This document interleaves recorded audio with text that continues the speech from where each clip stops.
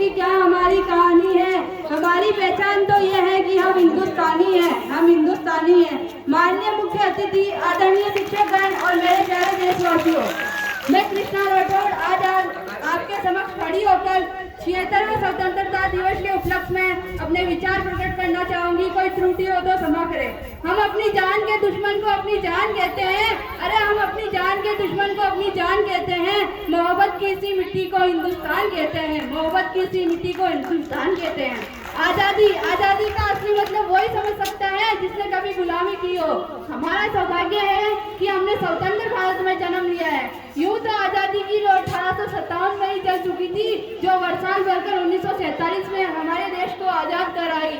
मैं प्राचीन, मध्यकालीन और वर्तमान भारत के उदाहरण से स्पष्ट करना चाहूंगी कि जब हम फिरंगियों के फेरे में फंस चुके थे, जब रंगदे बसंते की एक आवाज पर टोलों के टोले उमड़ आते थे और उनके वंदे मातरम के नारों से खून में आने वाला 5-5 डिग्री का तूफान अंग्रेजी शासकों के जड़ों में तूफान ला देता था। लोग मर जाते थे, मिट जाते थे, फांसी चढ़ जाते थे, तो वो भी अपने देशभक्ति साबित कर रहे होते थे, क्योंकि वो उस समय की देशभक्ति की कसौटी थी।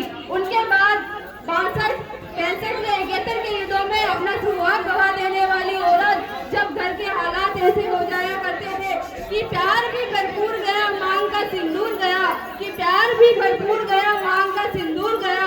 नन्हे नौनिहालों की लंगोटियां चली गई, छोटी छोटी बेटियों की चोटियां चली गई। बाप की कमाई गई, भाई की पढ़ाई गई। अरे बाप की कमाई गई, भाई की पढ़ाई गई। ऐसा एक विस्फोट हुआ, पता ही चला नहीं कि पूरे जिस्म की कहीं बोटियां चली गई, पूरे जिस्म की कहीं बोटियां चली गई। और आपके लिए तो एक आदमी मरा है साहब, और आपके लिए तो एक आदमी मरा है साहब। मेरे लिए तो मेरे घर की रोटियां ही चली गई, मेरे घर की रोटियां ही चली गई।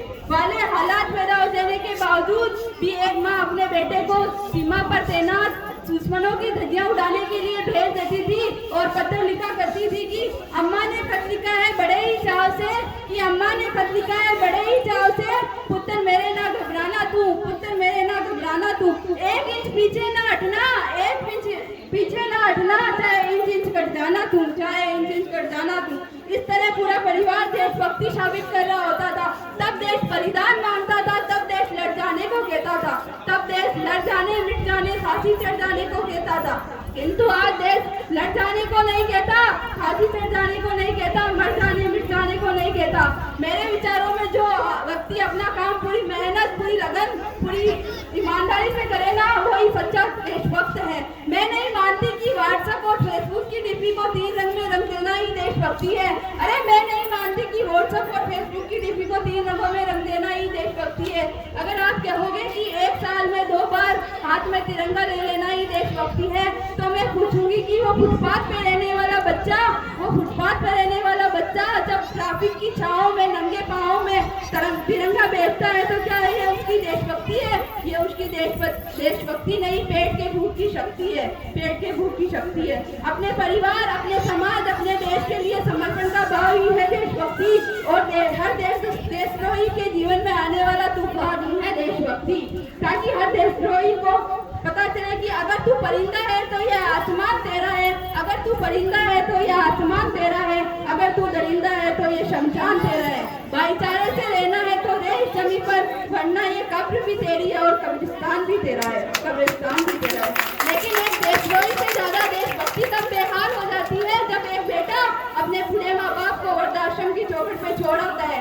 करा उठती है देशभक्ति, अरे करा उठती है देशभक्ति जब मुसीबत में फंसे लोगों की जान बचाने से ज्यादा हम सेल्फी लेके अपने लाइफ बढ़ाने में लगते हैं, अपने लाइफ बढ़ाने में लगते हैं। मैं सैल्यूट करना चाहूंगी इस सीमा पर दिन रात हमारी सुरक्षा के लिए खड़े हर उस जवान को, और इस देश की पुलिस और प्रशासन और किसान को, और इस देश के हर उस व्यक्ति को जो अपना काम पूरी ईमानदारी, पूरी मेहनत और पूरी जिम्मेदारी से कर रहा है।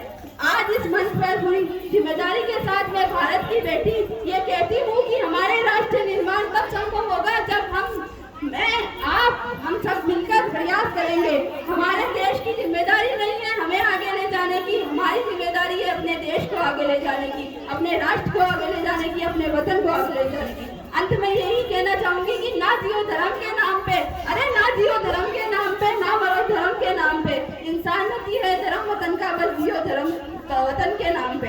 आजादी की कभी शाम ना होने देंगे, अरे आजादी की कभी शाम ना होने देंगे, शहीदों की कुर्बानी बदनाम ना होने देंगे, शहीदों की कुर्बानी बदनाम ना हो देंगे। बची है लहू की एक बूंद भी रगों में, अरे बची है लहू की एक बूंद भी रगों में, तब तक भारत माँ का आचरण नाम ना होने देंगे। जय